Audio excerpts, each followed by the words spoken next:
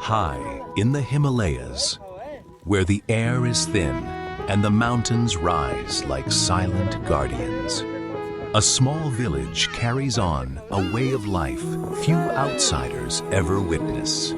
A little girl waves a toy at the camera. A toddler in yellow toddles across the rocky dirt.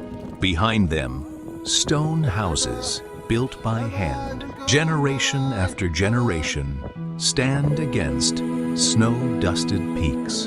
An old man in a weathered red beanie gestures mid-story. His words carrying memories these mountains have heard for decades.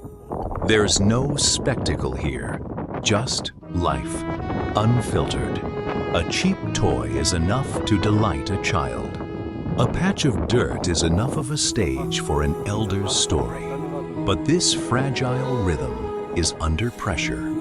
Harsh winters, distant clinics, and the slow pull of city life threaten to erase it. For now, the laughter still echoes, and the stories are still being told.